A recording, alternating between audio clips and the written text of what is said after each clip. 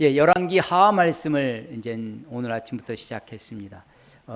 매일매일 하나님의 말씀, 우리가 일상에 밥을 먹듯이 주의 말씀을 우리의 영혼의 양식으로 삼아 주의 말씀을 가까이 대하고 그 말씀을 우리가 지식적으로 아는 것에서 그것을 넘어서서 그 말씀을 그야말로 내 영혼의 양식으로 먹는 그런 은혜가 있었으면 좋겠습니다. 열왕기 하는 열왕기 상에 이어서 원래는 한 권의 책이었습니다.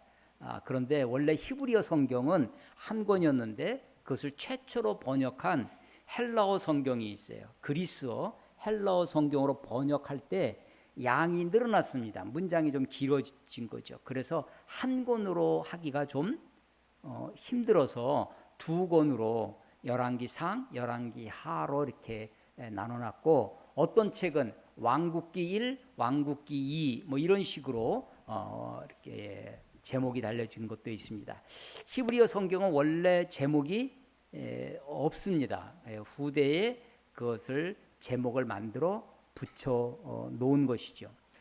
구약 성경 가운데 여호수아에서부터 여호수아, 그다음에 사사기, 사무엘 상하, 이것도 원래 한 권이었습니다. 사무엘서, 사무엘 상하, 그다음에 열왕기 상하, 열왕기서, 이거 한 권이에요. 이 네 권이에요. 그러니까 여호수아부터 여호수아, 사사기, 사무엘 상하, 열왕기 상하, 이 네 권을 하나의 그룹으로 이렇게 이야기를 합니다.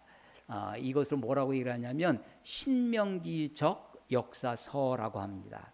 신명기적 역사서 같아요. 역사서입니다. 역사를 쭉, 이스라엘의 역사를 여호수아 때부터 열왕기 상하, 두 왕국, 북왕국 이스라엘과 남왕국 유다가 망하는 것까지, 포로로 잡혀가는 거기까지의 역사를 기록한 책이죠. 역사서인데 앞에 뭐라고 붙어 있냐면 신명기적. 제가 이게 이 적자를 설명할 때 표적, 어디를 바라본다는 거죠. 뭘 바라보냐면 신명기를 바라다보는 거예요. 창세기, 출애굽기, 레위기, 민수기, 신명기. 이 신명기는 다른 말로 하면 율법이라고 말할 수 있어요. 율법입니다. 그러니까 역사서는 역사서인데 뭘 바라다보고 있냐면 율법을 바라다보는 거예요. 그래서 이 역사를 평가하는, 이 역사를 지금 이 역사서를 기록할 때 우리가 대통령이 어디 해외 순방 가면 그 기자들이 따라다니면서 지금 대통령이 누구를 만났습니다, 무슨 말씀을 하셨습니다 하고 그것을 그대로 따라가면서 기록한 것이 아니라 그 일이 다 지나간 다음에 역사의 끝에 그 역사를 바라다 보면서 기록을 하는 거죠. 그런데 이 역사서를 기록할 때 무엇을 바라다보고 기록했냐면 율법, 신명기를 바라다보고 역사서를 기록했다는 것입니다. 이 이야기는 뭐냐면 율법을 기준으로 이 역사를 평가를 하는 거예요. 이 역사가 율법대로, 율법의 말씀의 그 기준대로 역사를 살아왔는지, 그 율법이 기준이다. 그래서 신명기적 역사서라고 이야기하는 것입니다. 구약 성경에 이 여호수아, 사사기, 사무엘 상하, 열왕기 상하, 이 네 권의 역사서 말고 또 다른 역사서가 있습니다. 역대기 상하, 그다음에 그 뒤에 있는 에스라, 느헤미야. 이 역사서는 따로 구별을 해요. 그렇게 학자들이 나눠서 보는 것은 역사를 보는 관점이 다르기 때문입니다. 그러니까 앞에 네 권은 신명기를 바라다봐요. 그래서 신명기적 역사서. 그러는데 뒤에 있는 역사서는, 이것은 누가 어떤 관점으로 썼냐면 제사장적 관점으로 썼다고 생각합니다. 그래서 이것을 우리가 다른 이름은 뭐라고 하냐면 그냥 역대기 사가의 역사서, 역대기를 기록한 사람들의 역사 따로 이야기해요. 신명기적 역사서 여호수아, 사사기, 사무엘 상하, 열왕기 상하, 이 네 권은 예언자적 관점입니다. 예언자적 관점이고 관점이 좀 달라요. 그런데 성경을, 구약 성경 39권을 우리가 이렇게 하나의 정경으로 성경으로 받아들일 때 서로 다른 관점의 책을 함께 모아놨다고 하는 것입니다.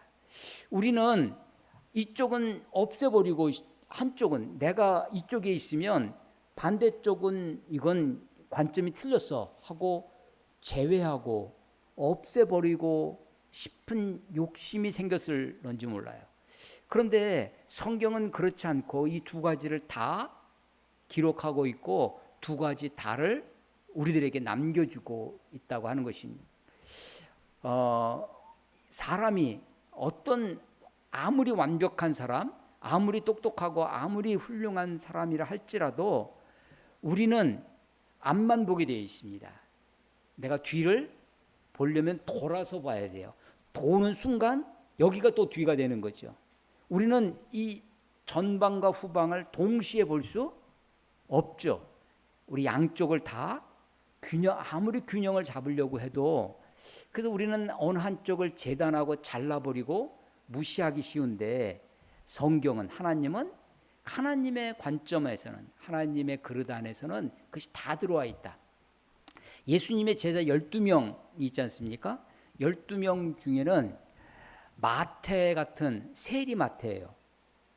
세리는 그 당시 예수님 당시에 그 1세기에서는 가장 친로마적인 사람입니다. 기득권자입니다. 세리를 아무나 하는 게 아니거든요. 세금을 거둘 수 있는 권한이 이게 보통이 아니죠. 또 그 예수님의 제자 12사도 중에는 셀롯인 시몬이라고 있어요.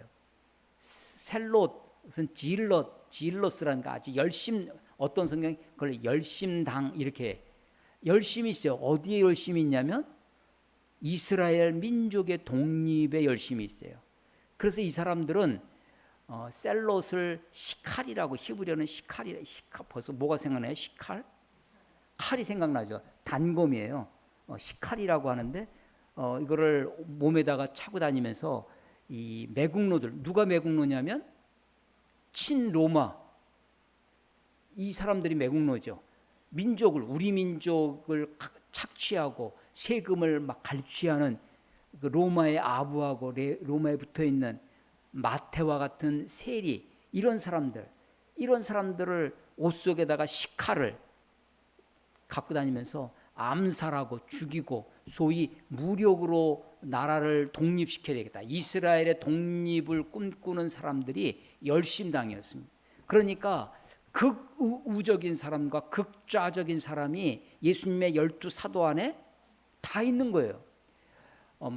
베드로, 요한, 안드레, 야고보 같은 어부도 있고 예수님의 12제자 가운데 구성원들을 보면 그야말로 다양한 사람들이 함께 있었습니다. 성경도 그러합니다. 열왕기 상하를 지금 읽고 있는데 이것은 예언자적 관점으로 기록되어 있고 신명기로 대표되어지는 구약의 율법을 기준으로 율법대로 살았는지 율법대로 살지 못했는지를 평가하고 있습니다. 오늘 1장 1절에 아합이 죽은 후에 이렇게 시작됩니다. 아합이 죽은 후에. 그런데 그 네 권 여호수아, 사사기, 사무엘 상하, 열왕기 상하 네 권 중에 여호수아 첫 번째 책 여호수아 1장 1절은 이렇게 시작돼요. 여호와의 종 모세가 죽은 후에. 사사기는 여호수아의 뒤를 이어서 이스라엘 민족을 이끌었던 지도자 여호수아. 그 여호수아가 지나고 사사 시대로 이어지는데 사사기 1장 1절은 여호수아가 죽은 후에 그렇게 시작됩니다. 그러고 나서 사사기의 사사 시대는 여러 사사들이 반복되어지는 불순종의 역사, 그야말로 혼돈의 역사, 어둠의 역사, 특별히 누구 한 명을 이야기할 게 없어요. 사무엘 상해 1장 1절은 에브라임 산지에 엘가나라고 하는 사람이 있었는데 그 엘가나로부터 태어나는 사무엘의 이야기, 그것을 이제 기록합니다. 그런데 사무엘 하 1장 1절에는 사울이 죽은 후에, 예, 그리고 다시 열왕기상 1장 1절에는 다윗이 나이가 많아 늙으니 이렇게 시작돼요. 열왕기하, 우리가 열왕기하 읽는데 열왕기하 1장 1절에는 아합이 죽은 후에 그렇습니다. 원래는 이 상하권이 한 권이었는데 후대 사람들이 이게 너무 불편하니까 두 권으로 나눠놨다고 했어요. 어디서 나누면 좋을까요? 네. 그때 이 어디서 나누면 좋을까 기준을 삼은 게 뭐냐면 죽은 후에 어떤 역사적인 인물이 죽은 한 시대가 마감하고 그렇게 그래서 사무엘 하에도 사울이 죽은 후에 열왕기 하에도 열왕기 하 여기 아합이 죽은 후에 이렇게 되어 있습니다. 아합을 그래서 조금 우리가 기억을 작년 1년 전에 말씀을 같이 나누고 열왕기 상에서 묵살했는데 아합은 북왕국 이스라엘의 7번째 왕입니다.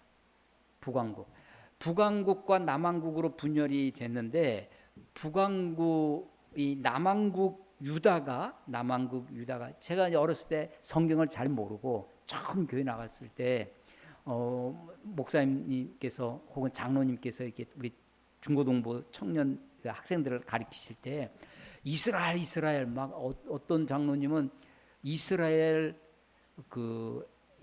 나라의 국가를 어디서 구해 오셔가지고 찬송가처럼 그걸 가르쳐 주셨어요. 가만히 생각하니까 그런 분들은 아마 그 시청 앞에서 이렇게 데모할 때 시위할 때 이스라엘 국기 흔들고 나오셨을 것 같아요. 그때 이제 이렇게 이스라엘이 나라를 잃어버렸는데 다시 나라를 세우고 했던 것이 하나님을 잘 섬기고 믿어서 그렇다 하면서 막 이스라엘 그래서 이스라엘이 굉장히 좋은 나라인 줄 알았어요. 그런 이스라엘 그래서 남북으로 분열됐다고 합니다. 그래서 우리는 얼마나 이 반공 교육을 철저히 받았어요. 북쪽은 빨간색이고 남쪽은 파랗고 좋은 나라. 그래서 당연히 남쪽이 이스라엘인 줄 알았어요. 나중에 성경을 읽어보니까 북쪽이 이스라엘이고 남쪽이 유다예요. 그리고 유다가 다윗의 혈통이 내려오는 그런 나라입니다. 남유다는 오래 지속되어서 다윗 왕의 혈통이 끊어지지 않습니다. 왕들의 20명의 왕이 세워지는데 북이스라엘은 19명의 왕이 세워집니다. 그런데 그 중에는 19명 중에 왕조가 반역을 해서 앞에 있는 왕을 죽이고 자기가 왕이 돼. 이것이 9번 있어요. 계속 바뀌는 거예요. 19명 중에 9이 반역을 해서 자기가 왕이 되는 거예요. 얼마나 혼탁한 줄 알 수 있습니다. 이 7번째 왕, 이 아합 왕은 그 앞에 아버지 오므리가 반역을 했어요. 그래서 오므리 왕조를 이룹니다.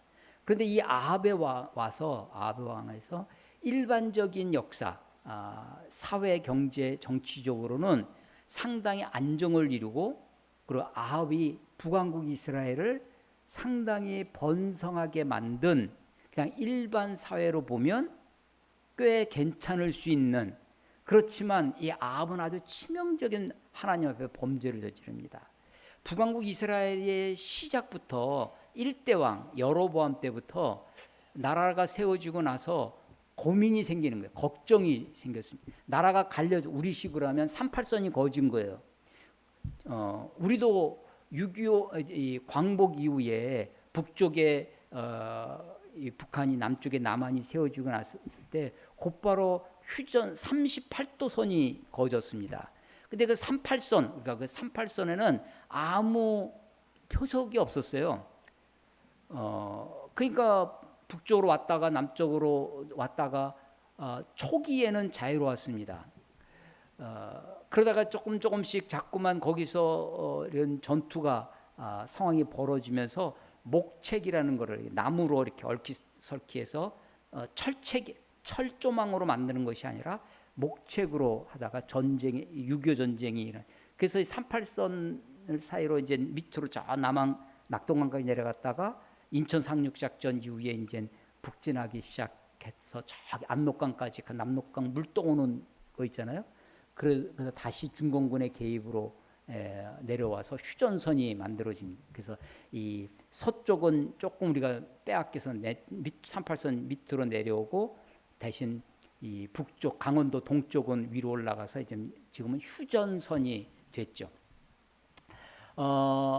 이 북쪽에서 이렇게 서로 왔다 갔다 할 수 있는 상황이 되니까 북쪽에 있던 북왕국 이스라엘의 초대왕 여로보암이 걱정이 생긴 거예요.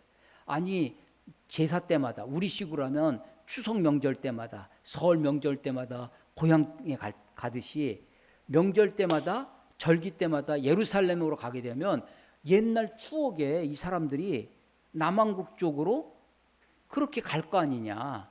그러니까 자기가 나라를 세운 북왕국이 이게 정체성을 잃어버릴 것이다 해서 못 가게 하고 싶었습니다. 못 가게 하려면 목책을 세우든지 철조망을 세워서 가로막으면 좋을 텐데 그렇게 물리적으로 그럴 수가 없으니까 사람들을 정신을 묶어놓으려고 했어요.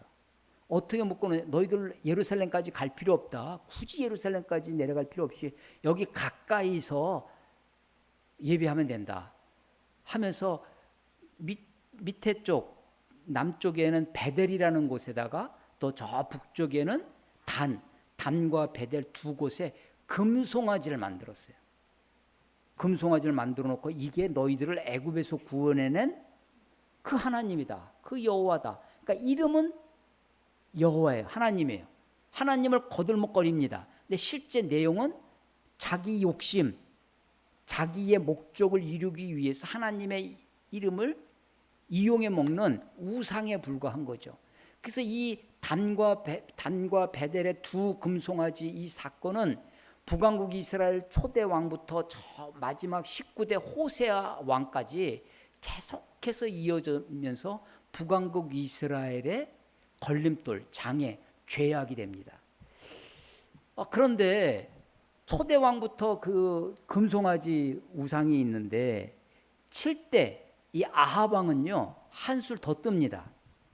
이 아합은 저 북쪽에 있던 시돈과 두로, 시돈의 공주 이세벨과 결혼을 해요.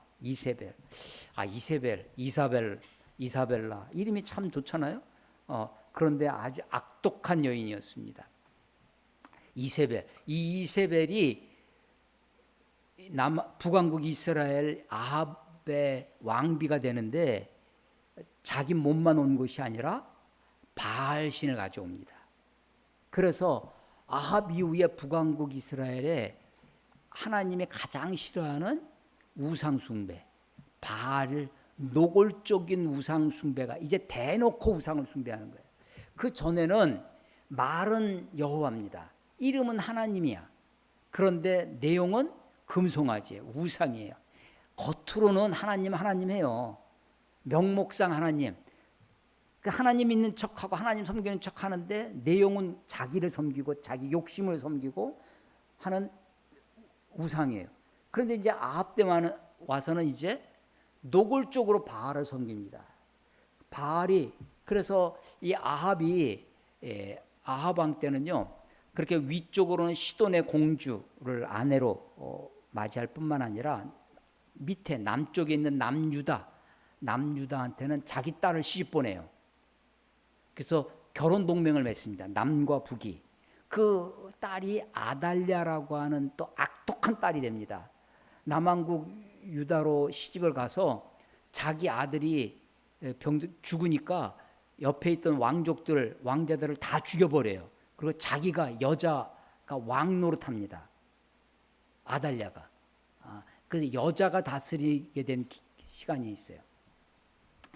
이 아합 왕이 아주 북쪽으로는 시돈의 공주를 아내로 맞이하면서 또 남쪽 유대에는 자기 딸을 시집 보내면서 소위 정략 결혼을 하면서 정치적으로도 또 이 군사력도 키워요. 그래서 1절에 모압이 이스라엘을 배반하였더라. 나라가 나라를 배반하는 건 어떻게 하는 거예요? 배반의 반대는 뭔가요? 반배? 이 배자가 등배자예요. 이상하죠? 이 등배입니다. 이 배는 배복자죠. 등을 돌리는 거예요. 배반. 그 전에는 모압이 북왕국 이스라엘 아합 왕한테 충성을 다했습니다. 나라가 나라에게 충성을 다하는 것은 조공을 바치는 거죠. 조공을 열심히 바치는 속국처럼 그렇게 했습니다. 그러다가 아합 왕이 죽으니까 이제 배반했다는 얘기는 조공 바치는 것을 하지 않았다는 거예요. 여러분 3장 가보세요. 열왕기 하 3장 5절 아합이 죽은 후에 모압 왕이 이스라엘을 배반한지라. 또 반복되죠. 5장 4절 봐보세요. 5장 4절 모압 왕 메사는 양을 치는 자라. 양치는 목축을 주로 했다는 거예요. 새끼 양 10만 마리의 털과 순양 10만 마리의 털을 이스라엘 왕에게 바치더니 이렇게 조공을 바쳤어요. 자기네의 특산물을. 그런데 아합이 죽은 다음에는 굳이 그럴 필요가 없게 된 거죠. 아합이 죽으니까 그 다음 왕이 누가 됐냐면 우리 1장 2절에 아하시야가 왕이 됩니다. 그의 아들이었어요. 아하시야. 이름이 주는 이름이 굉장히 강하게 들립니까? 약하게 들립니까? 약하게 들리죠. 야시야시하게 아하시야입니다. 아하시야가 왕이 됐는데 이 왕이 병약했던 모양이에요. 거기다가 오늘 보니까 1절엔 다락난간에서 떨어졌어요. 떨어지다라는 것을 두 글자로 한자로 바꾸면 뭐예요? 낙상, 낙상, 추락, 이런 거죠. 사실은 열왕기 하의 역사는 그야말로 추락의 역사입니다. 북왕국 이스라엘이 추락하고 남왕국 유다도 추락합니다. 결국은 북왕국 이스라엘은 아수르에 의해서 나라가 완전히 망하고 남왕국 유다도 바벨론에 의해서 완전히 망해요. 그래서 이 열왕기 하는 떨어지는 역사입니다. 낙상하는, 추락하는 역사예요. 그것이 기록되어 있어요. 이 아하시야 왕이 떨어졌는데 그래서 병이 났습니다. 이 건강한 사람은요 이렇게 떨어져도 다쳐도 금세 회복이 돼요. 근데 나이 들고 좀 병약하면 똑같이 상처가 나도 잘 낫지가 않습니다. 어린아이들은 생명력이 왕성해서요 넘어져서 어디에서 막 떨어져도 애들은 안 다쳐. 머리가 쿵 하고 떨어졌는데도 끄떡없어요. 근데 우리들은 조금만 부딪히면 큰일 나죠. 이 지금 아하시야가 그랬습니다. 그러놓고서는 어떻게 하느냐? 2절에 보니까 에그론 신 바알세붑에게 이 병이 낫겠나 물어보라고 자기 사자, 라이언 사자가 아니라 메신저 사자입니다.를 보냈다는 얘기예요. 에그론은 어디냐? 에그론은 블레셋 5방백, 5성읍 중에 하나입니다. 블레셋 땅에다가 블레셋의 그 바알세붑은 팔이라는 뜻이에요. 여러분, 이게 사람이 하나님의 형상으로 창조된 사람이 버러지의 형상으로 그 형상을 바꿉니다. 그리고 그것들을 섬겨요. 이것처럼 어리석고 우스운 일이 없는데 이게 사람이 서울대를 나오고 검사가 되고 변호사를 돼도 이 손에 왕자를 새기고 가서 점을 치고 하는 것들이 그런 것들이 우리들의 생각, 우리들의 삶을 지배하기 쉬운 거예요. 사람의 이 영적인 것은 참으로 묘한 측면이 있습니다. 그래서 이 블레셋 땅 에글롯에 있는 바알세붑 바알팔이에요. 파리를 섬겨요? 이런 어처구니 없는 일. 근데 거기 가가지고 물어보는 거야. 내 병이 좀 낫겠느냐? 라고 물어봅니다. 결국 이 아하시야는 왕을 오래 못하고요. 2년 만에 죽습니다. 그래서 그의 자식이 없이 죽어서 동생인 여호람이라는 아합의 다른 왕이 돼요. 실제로 역사는 이게 아하시야가랑 이 여호람이 왕이 된 시기가 중첩되어 있어요. 아마도 아하시야는 왕은 왕이었지만 왕노릇을 잘 하지 못하고 실제적으로는 그 뒤에 왕이 됐다고 하는 여호람이 왕 노릇한 것이 아닌가라고 여겨집니다. 우리나라 역사 가운데도 이제 숙종인 다음이 경종이에요. 경종. 숙종이 아주 절대 왕권을 행사했던 우리는 숙종하면 장희빈이 생각나잖아요. 장희빈이 나중에 사사되고 그의 아들 경종이 왕이 돼요. 근데 병약했습니다. 그래서 일찍 죽고 그 다음에 아들이 없어서 이 영인군이라고 했던 영조가 왕이 되죠. 그런 거 비슷합니다. 근데 이때 그 에그론에게 사자를 보내서 내가 병이 낫겠는가 바알세불에게 물어봐라 라고 하는 이야기를 들어요. 그래서 하나님의 사자가 3절에 보면요, 그러니까 아시아만 사자를 보낸 게 아니에요. 하나님도 사자를 보냅니다. 누구에게 보냈냐면 디셋 사람 엘리야에게 보냅니다. 여러분, 엘리야는 열왕기 상에 아주 드라마틱한 이야기가 많이 나온 사람입니다. 갈멜살의 영웅입니다.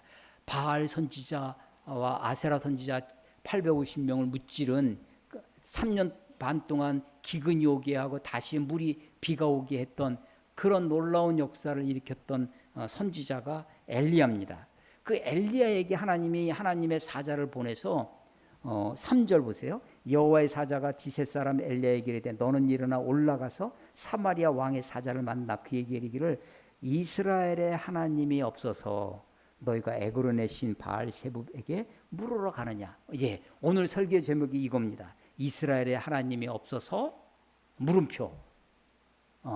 이거 오늘 설교 제목이에요. 여러분, 지금요, 저는 성경 66권이 하나님의 말씀인 것을 믿습니다. 여러분도 그렇게 믿으십니까? 예. 이 하나님의 말씀은 내용상으로도 진리의 말씀을 담고 있어요. 그런데 이 하나님의 말씀은 우리들에게 아주 문학적으로도 아주 훌륭한 책이라고 생각됩니다. 그래서 이 문학적으로도 보면요, 하나님의 사자 엘리야는 올라갑니다. 올라가요. 올라가서. 그런데 지금 이 열왕기 하의 역사는 추락의 역사라고 그랬죠. 내려가서. 어쩌다가 올라가요. 근데 내려오지 못하고 죽어. 제가 산을 좀 이렇게 자주 가는데 올라가는 것보다 내려오는 때 더 힘듭니다. 더 주의해야 되고 더 조심해야 돼. 내려오는 걸 잘해야 됩니다. 그래서 3절에 보면 너는 일어나 올라가서, 하나님이 올라가라고 그래요. 6절에 그들이 말하되 한 사람이 올라와서, 한 사람 누구냐면 엘리야가 올라와서 우리에게 말했다는 거예요. 7절에도 보면 왕이 그들에게 올라와서 너희를 만나 이 말을 너희에게 한 그 사람이 어떤 사람이냐. 올라와서 얘기한 게 누구냐면 엘리야예요. 엘리야는 올라가서입니다. 엘리야가 심판의 메시지를 전해요. 너 이스라엘에 물을 하나님이 안 계셔서 그런 팔이 바알 세불에게 가서 물으러 가느냐.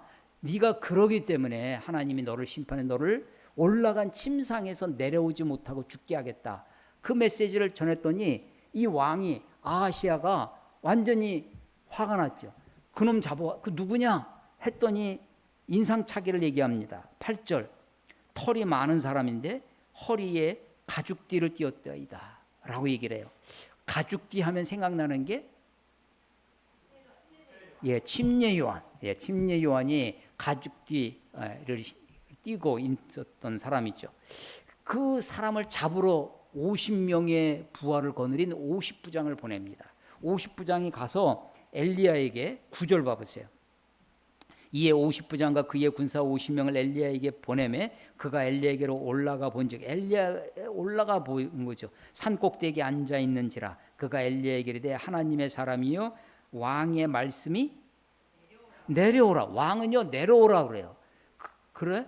내가 하나님의 사람, 엘리야가 그 얘기를 듣고 내가 하나님의 사람이면 하나님의 불이 내려가 너희들을 불살라 버릴 것이다 해가지고 그 50부장과 50명을 다 불살라 죽였다는 거예요.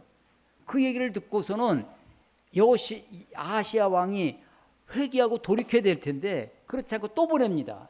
이게요, 악한 왕의 특징, 악한 지도자의 특징이 있는데 고집과 아집으로 행합니다. 50부장과 50명이 불살라 죽었는데 또 보냅니다. 그래서 갔더니만 가서 똑같이 말해요. 왕의 말이, 하나님의 사람이요 왕의 말씀이 내려오라고 합니다. 11절에 나와 있죠. 왕이 다시 다른 50부장과 그 군사 50명을 보낸데 왕의 말씀이 속히 내려오라, 내려오라. 내려오라고 하는 것은 왕의 말이었어요. 하나님은 올라가라, 올라와서 하는데 올라가는 것과 내려가는 것의 그림 언어가 그려집니다. 세 번째 또 보냅니다. 근데 이 세 번째 50부장은 참으로 지혜로워요. 지혜는요, 겸손과 이어집니다. 어리석은 것은 교만과 이어져요. 그래서 겸손하게 나가서 무릎을 꿇습니다. 엘리야에게. 그리고 자기들의 생명을 긍휼히 여겨달라고, 나와 이 50명의 그 생명을 귀히 여겨달라고 그렇게 간청합니다. 간절히, 겸손하게, 솔직하게 이야기해요. 그때서 하나님이 엘리야에게 명령하셔서 그 사람을 두려워하지 말고, 너를 잡으러 온 그 50명의 군졸들을 두려워하지 말고 내려가라. 하나님이 내려가라 할 때 따라서 내려갑니다. 내려가서 왕한테 가요. 왕한테 가서 하나님의 심판의 메시지를 그대로 전하고 그 말씀대로, 오늘 우리 17절에 오늘 16절까지 읽었는데 성경 17절에 보면 왕이 엘리야가 전한 여호와의 말씀대로 죽고 그가 아들이 없으므로 여호람이 그를 대신하여 왕이 되니, 여호람도 아합의 아들이었어요. 그래서 왕이 바뀌어서 이야기가 되어집니다. 그런데 아까 제가 그 모압이 배반했다라는 이야기를 3장 5절에도 읽었죠. 그러니까 지금 열왕기 하는 1장과 3장의 내용이 같은 내용이에요. 같은 스토리 안에 있는 겁니다. 아합이 죽은 후에 모압이 배반했다. 아합이 죽은 후에 모압이 배반했다. 1장과 3장 이야기입니다. 그런데 그 2장은 무슨 내용이냐? 2장은 엘리야가 아주 놀라운 카리스마를 역사를 일으켰던 엘리야가 승천하는 장면입니다. 그리고 그의 제자 엘리사가 그 엘리야의 권위가 엘리사에게 이어지는 장면이 2장이에요. 2장이 삽입처럼 들어가 있습니다. 그런데 지금 심판의 메시지를 전하고 산 꼭대기에 있던 올라가 있던 그 엘리야에게 왕의 신하 부하 50부장이 와서 왕의 말이 내려오라 했다가 네가 올라간 침상에서 내려오지 못하고 죽으리라, 그 말씀대로 됐다는 거 아니에요? 2장 엘리야는요, 2장 1절 봐보세요. 여호와께서 회오리 바람으로 엘리야를 하늘로 어떻게 올리고자 하실 때, 하나님이 그를 올리고자 했어요. 그런데 엘리야는 어떻게 하냐면 내려갑니다. 어떻게 내려가느냐? 1절에 보면 엘리야가 엘리사와 더불어 길갈에서 있었어요. 근데 이 길갈은 저 북쪽에 있는 성읍입니다. 거기서 어디로 내려가냐면 베델로 내려갑니다. 2절 끝에 두 사람이 베델로 내려가니, 3절 베델에 있는 선지자들의 제자들을 만납니다. 거기서 다시 계속 이 엘리야는 엘리사에게 너는 여기 머물러라, 여기 머물러 있어라 하는데도 엘리사는 내가 당신을 떠나지 않겠다고 막 맹세하면서 따라가요. 그래서 그 다음에 간 곳이 길갈에서 베델에서 여리고로 내려갑니다. 4절에 보면 여리고로 4절 끝에 여리고의 이름에 5절 여리고에 있는 선지자 지자들이 그래서 이게 지리적으로 길갈, 베델, 여리고, 그 다음에 여리고는 요단강 바로 옆이에요. 강이 있다고 하는 것은 강은 항상 낮으니까 물이 흐르죠. 그래서 여리고 다음이 요단으로 갑니다. 6절 엘리야가 또 엘리사에게 이르되 청하건대 너는 여기 머물라 여호와께서 나를 요단으로 보내시느니라. 요단 강까지 내려갑니다. 그래서 지금요 2장은 엘리야가 길갈, 베델, 여리고, 요단 실제로 지리적으로 위도상으로도 내려가고 지리적으로도 내려가서 마지막 어디까지 내려가냐면 요단 강가까지 내려갑니다. 요단 강에 가서 엘리야가 자기의 겉옷으로 요단 강을 쳐서 그것을 물을 가르고 이 엘리야와 엘리사가 건너갑니다. 건너가서 거기서 11절 불수레와 불말로 두 사람을 갈라놓습니다. 두 사람은 엘리야와 엘리사죠. 그리고 엘리야가 회오리 바람으로 하늘로 올라갑니다. 지금 올라가고 내려가고가 지금 그림을 그리셔야 돼요. 그 다음에 엘리사는 다시 요단강에서부터 올라가기 시작합니다. 어디로? 여리고로. 그 다음 베델로. 그 다음에는 어디로 가냐면 엘리야의 전적지 어디냐면 갈멜산으로 갑니다. 그리고 갈멜산에서 사마리아로 가요. 사마리아는 어디냐면 그 당시 왕이 머무르던 북왕국 이스라엘의 수도입니다. 그러니까 여호람 왕이 있는 곳이에요. 자, 2장에 뭐 엘리야가 엘리사에게 네 원하는 게 뭐냐 물어보고 제자 엘리사가 하나님의 성령이 역사하시는 것에 갑절을 나에게 달라고, 옛날 성경은 영역에 갑절을 더 해달라고 했던 그런 부분이 있어요. 그런데 저는 이 성경을 읽으면서 이 장면들을 머릿속으로 이제 그림을 그려 보는 거예요. 근데 어느 순간 이 말씀이 올라가고 내려가고 이 단어가 살아서 막 저에게 오는 거예요. 그리고 지리적인 위치를 지도에다가 이제 그려가면서 해보니까 실제로 엘리야는 내려가서 제일 밑에 강가에 내려갔는데 거기서 회오리 바람으로 하나님이 그를 하늘로 올리시는 거예요. 거기 남은 엘리사가 다시 여리고로 베델로, 그리고 2장 25절 가보세요. 2장 25절 보면 엘리사가 거기서 갈멜산으로 갑니다. 제일 높은 곳에 가죠. 그리고 그 다음에 어디로 가냐면 사마리아 성으로 가는데 거기는 그 당시에는 문화적으로 정치적으로 가장 높은 곳 왕도였습니다. 제일 낮은 요단강에서 여리고에서 물이 써서 못 먹는 거, 물이 나쁜 그 물을 새롭게 합니다. 소금을 넣어서.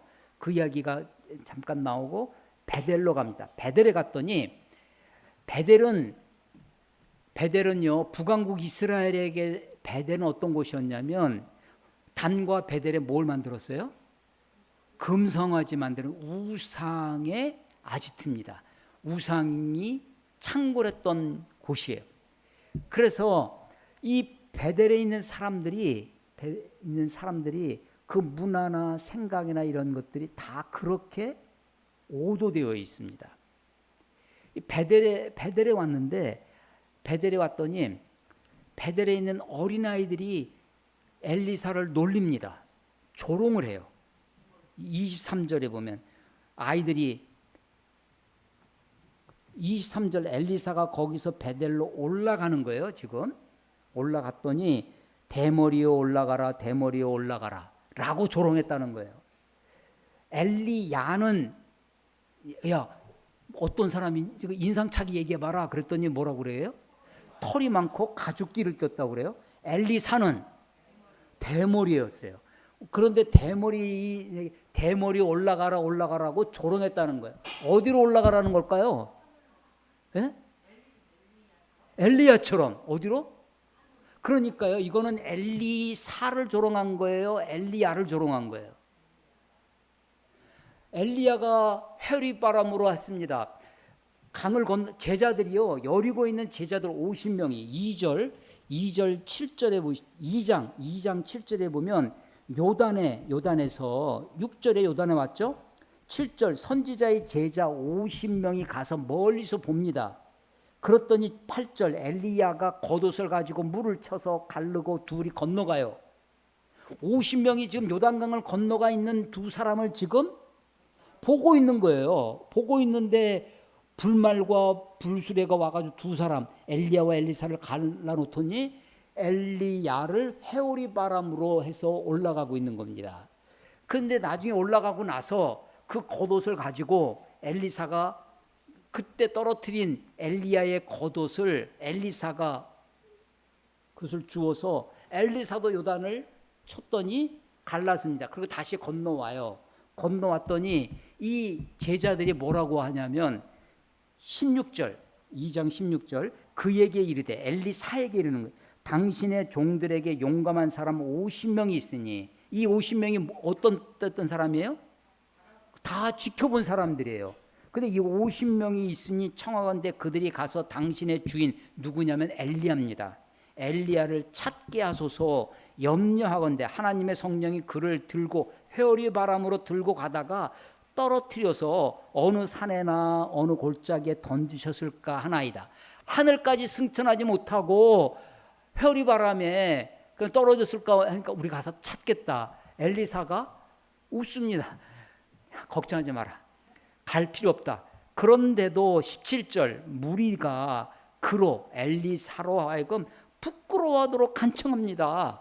그랬더니 그래 한번 가라 하라고 보내요. 그래서 50명이 며칠을 찾아요? 사흘 동안 찾지만 발견하지 못했어요. 엘리야가 하늘로 승천한 것입니다. 그런데 이 이야기는 이것이 이미 다 소문이 났겠죠. 이스라엘 땅에 소문이 났어요. 베델에도 그 이야기가 전해졌을 것입니다. 엘리야가 지금 회오리 바람으로 그냥 날아가 버렸대. 그래서 꼬맹이들이 지금 어린아이들이 조롱합니다. 그 이야기를 아마도 어른들이 했겠죠. 그런데 어른들은 아마 두려운 마음도 있고 차마 이야기하지 못했을 텐데 아이들이 그것을 대놓고 조롱하는 것입니다. 대머리에 올라가라. 이것은 하나님의 역사, 하나님의 이끄심, 그것을 조롱하고 있는 것이죠. 엘리사가 여호와의 이름으로 저주를 합니다. 24절. 그래서 그 암컷 두 마리가 나와서 어린아이들 중에 42명을 찢었다라는 얘기가 기록이 돼요. 그래서 2장 엘리야와 엘리사 이야기인데 여기 보면 특히 열왕기 하에 보면 뭐 금도끼 물에 빠진 이야기부터 해가지고 동화와 같은 이야기들, 동화의 소재처럼 쓰여졌던 이야기들이 많이 있습니다. 이거 어떻게 이런 일이 있을까라고 하는데 이 이야기 어떻게 이런 일이 있을까? 왜 이런 일이 있을까? 왜 이런 것을 기록하셨을까? 왜 우리에게 이런 말씀을 하시는 것일까라고. 그래서 왜라고 어떻게라 묻지 말고 왜라고 묻고 성경을 읽는 방법 중에 하나입니다. 아니 어떻게 하나님이 말씀으로 세상을 창조하시지? 어떻게 말씀하셨더니 빛이 있었지? 어떻게는 우리가 몰라요. 그런데 하나님 왜 그렇게 하셨을까? 하나님의 뜻이 어디 있을까? 어떻게라 묻지 말고 왜라고 묻고 이게 성경을 읽는 방법입니다. 그래서 2장은 그런 얘기예요. 엘리야가 내려가서 요단강까지 내려가서 하늘로 올라갑니다. 엘리사가 다시 요단에서 여리고로 또 베델로 갈멜산으로 사마리아로 가서 왕이 있는 그곳까지 왔어요. 그런데 3장에 오면 1장의 문제가 그대로 반복됩니다. 모압이 배반을 했다는 겁니다. 아합이 죽은 이후에 모압이 배반을 하니까 북왕국 이스라엘의 왕 새로운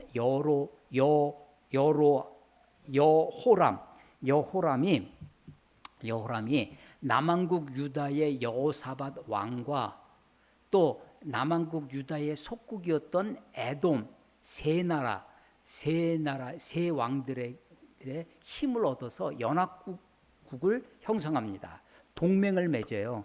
동맹을 맺어서 저 모압이 배반한 모압을 치러 가자 하고 의기투합을 합니다. 그래서 가요.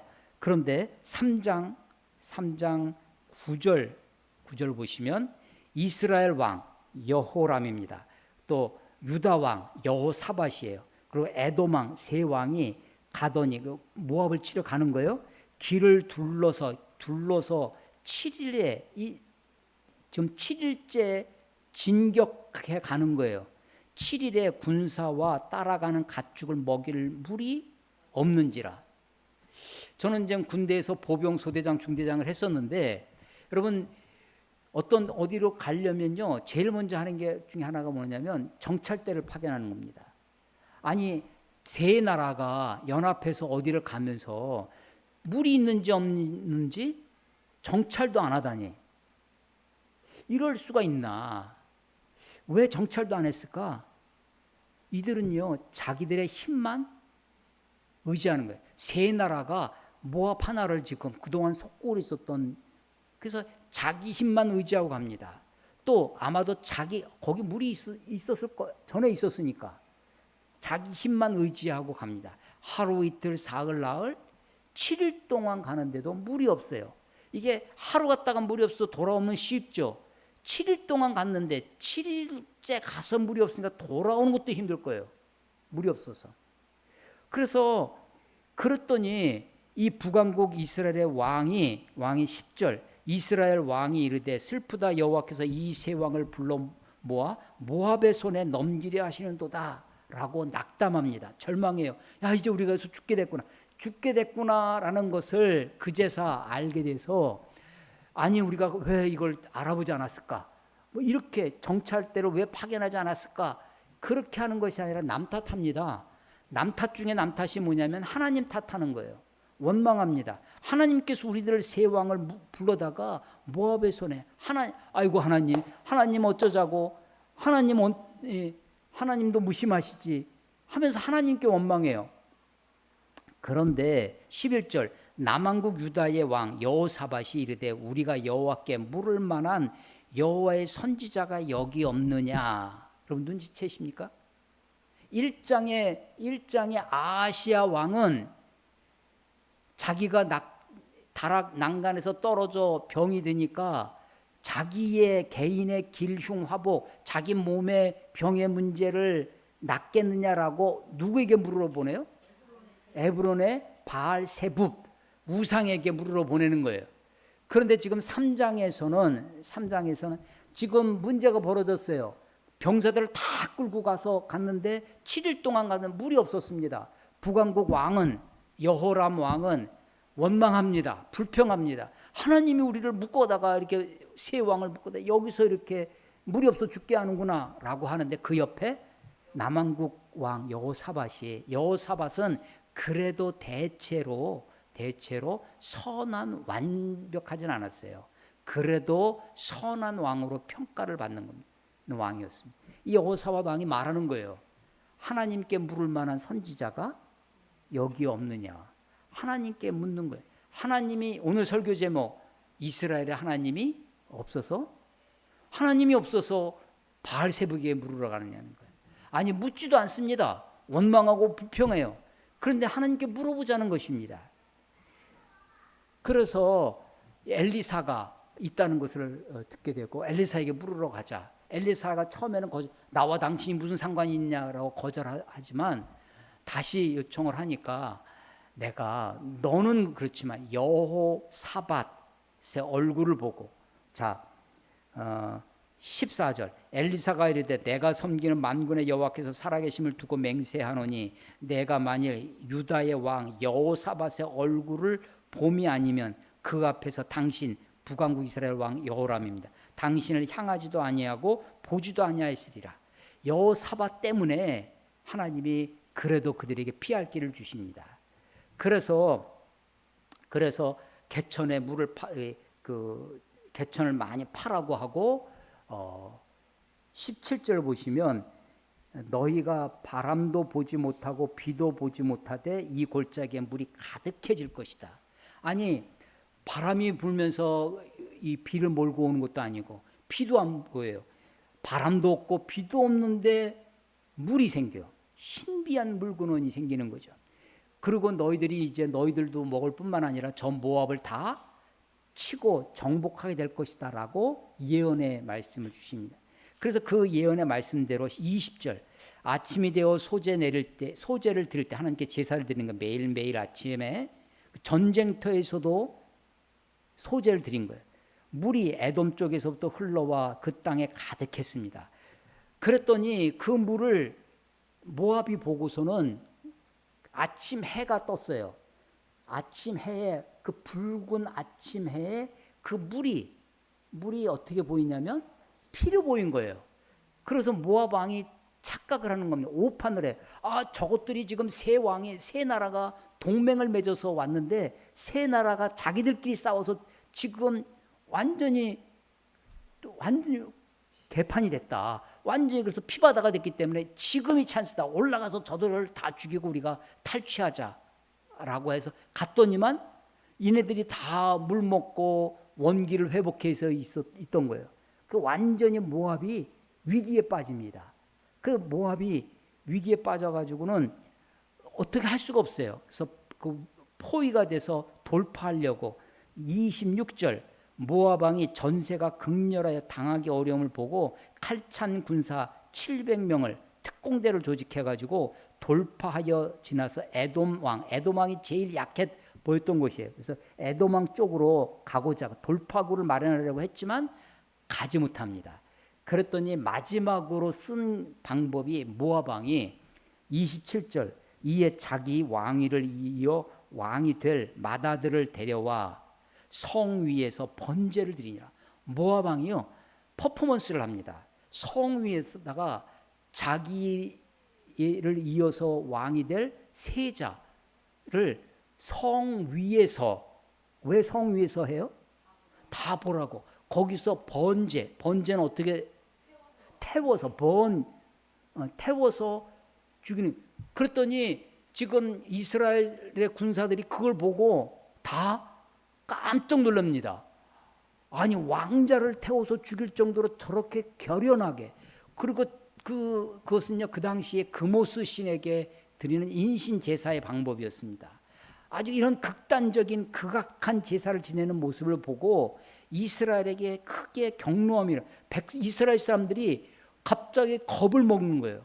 그래서 그들이 더 이상 그들을 추격하지 못하고 그들을 완전히 진압하고 정복하지 못하고 흩어지게 됩니다. 다 각기 고국으로 27절 각기 고국으로 돌아갔습니다. 그래서 엘리사가 예언했던 말씀이 다 이루어지지 않아요. 모압 정벌이 미완성되고 말게 되었다라고 하는 것입니다. 여러분 여기서 지하철을 타고 수원 지나가면 병점역이 있습니다.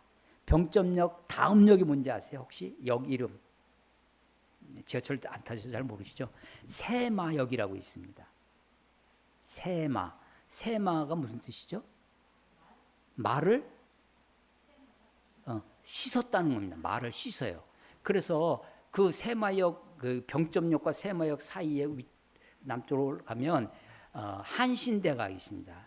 한국신학대학. 한신대학이 있는데 한신대 뒤쪽에 작은 산이 독산성이에요.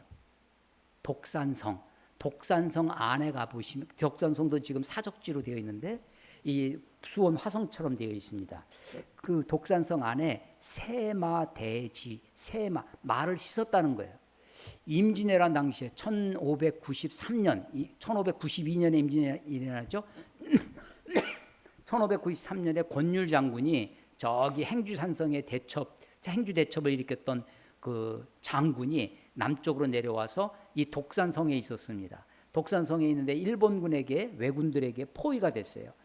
이 일본은요, 이 임진왜란 전에 조선 땅을 여러 첩자들을 보내서 정찰을 다 했어요. 지도를 다 가지고 있어요. 독산성이 어떤 성인지 알고 있습니다. 그 성에 물이 없다는 것을 알고 있었어요. 그래서 포위하고 저것들이 이제 조금 있으면 물이 없으니까 다 항복하고 죽고 조금 기다렸다가 우리가 쳐들어가면 아무리 권율이라도 우리가 무찌를 수 있을 것이다라고 정복할 수 있을 것이라고 생각을 하고 있었습니다. 권율은 그것을 이미 알고 있었어요. 그래가지고 말을 그 산 높은 데에다가 끌고 와가지고 쌀을 말 위에다가 붓는 거예요. 그 멀리서 왜군들이 보고서는 그거를 물로 지금 말을 씻는 것으로 판단하고, 저 정도 말까지 씻을 정도면 물이 풍족하구나, 우리가 가지고 있던 첩보가 틀렸구나라는 것을 알고 깨갱하고 다 물러가요, 왜군들을. 그래서 왜군들을 물리친 곳이 독산성입니다. 그래서 그곳 이름이 세마동이에요. 지역 이름도 세마동이고 지하철 이름도 세마역입니다. 그래서 이런 일들이 지금 벌어진 거죠. 하나님이 모압을 무찌를 수 있는 절호의 찬스를 줬는데, 지금 이 사람들은 이 북왕국 이스라엘 사람들의 생각이 어떻게 지배되고 있냐면, 병이 났어요. 낙상했어. 내가 떨어져서 지금 막 크게 다쳤어요. 근데 그걸 내가 나갈 것인지 안 나갈 것인지 바알세불에게 물어봐. 그런데 지금 그러니까 그들의 생각이 전부 다 우상을 섬기고 그런 겁먹는, 우린요 이런 것에 우상을 섬기는 사람들은 이사도 아무나 못합니다. 나를 받아야 돼. 심지어는요 이부자리를 깔아도 머리도 꼭 방향을 잡아야 돼요. 그 방향을 여러 귀신은 섬기면 섬길수록 귀신 노릇한다라는 말이 있습니다. 지금 1장과 3장 이야기를 제가 다 드렸습니다. 여기에 사건의 모티브가 된 것은 모압의 배반입니다. 그리고 모압의 배반의 큰 사건 속에 아하시아 왕의 병, 그리고 물이 없는 군대를 출동했는데 물이 없어서 낭패를 당한 그 일 앞에 어떻게 하면 이 문제를 해결할 것인가 하고 바알세불에게 물으러 가요. 그때 이스라엘에 하나님이 없어서 여호사밧 왕이 여기서 하나님께 물을 만한 선지자가 없느냐라는 것입니다. 여러분, 이제 말씀을 정리하면서 우리가 이 말씀에서 받을 교훈이 무엇인가 하는 것입니다. 우리의 삶에 아주 크고 작은 일이 벌어집니다. 남에게 큰 병보다 내 몸에 곧불이 더 큰 문제예요. 몸살 감기가 더 중요한 문제죠. 손끝에 가시 찔린 것이 나에게는 더 큰 문제 있을 수 있습니다. 아시아 왕이 50명이 죽는 것이 그게 문제가 아닙니다. 한 번, 두 번, 세 번까지 그 생명을 자기 몸이 지금 문제인 거예요. 그런 일에서부터 시작해가지고 지금 온 군대를 이끌고 와가지고 물이 없어서 죽을 큰 문제까지 벌어집니다. 크고 작은 문제를 떠나서 내가 어떤 문제를 어떤 상황 속에서 과연 내 생각, 내 뜻, 내 지혜로만 할 것인가, 하나님께 겸손히 묻고 하나님의 뜻을 찾고, 물론 우리가 하나님께 물은다고 그래 아침에 내가 무슨 넥타이 맬까요? 하나님께 물어보고 하는 것 아니죠. 내가 어느 대학 갈까요? 내가 어떤 여자랑 만날까요? 어느 직장에 갈까요? 내가 그것 때마다 하나님이, 그래서 우리가 섣부른 판단을 합니다. 물이 흐르는 걸 보고 저놈들이 지금 자기네들끼리 좌충우돌 해가지고 저렇게 죽었구나라고 오판하는 것처럼 우리가 조금만 하나님의 뜻을 묻는다고 오늘 읽은 성경 중에 어떤 단어에 꽂혀가지고 섣불리 판단하는 사람도 있어요. 어떻게 하나님의 뜻을 구해야 할지, 하나님이 안 계신 것처럼 어문 데 가서 그릇된 가서 헛된 것에 머리를 조아리고 뜻을 구하고 하는 것, 지극히 어리석은 것뿐만 아니라 우리의 삶에 벌어지는 많은 일들 가운데 내 생각, 내 뜻을 하나님의 뜻이라고 채색하지도 않고 겸손히 하나님의 뜻을 구하고 하나님의 선하심, 하나님의 의, 하나님의 공의, 하나님이 인류를 구원하신 구원의 역사 속에 우리가 어떤 판단, 어떤 선택을 해야 할 것입니다. 하나님이 안 계신 것처럼, 이스라엘 하나님 이 블레셋 땅으로 사람을 보내는 그런 지극한 어리석음 뿐만 아니라 내 옆에서 하나님께 물을 선지자가 없느냐라고 그렇게 우리들에게 촉구해주는 그런 사람이 옆에 있음에도 매일매일 하나님의 말씀을 보내주고 우리는 문명의 이기를 이용해서 카톡도 하고, 또 우리가 성경책도 얼마나 많아요. 핸드폰 안에 성경책을 들고 다니면서도 하나님의 뜻을 구하지 않는, 하나님의 뜻을 멀리하는 그런 어리석은 자가 되지 않도록 하나님과 함께 하나님의 뜻을 구하는 저와 여러분이 되시기를 주의 이름으로 축원합니다. 기도하겠습니다.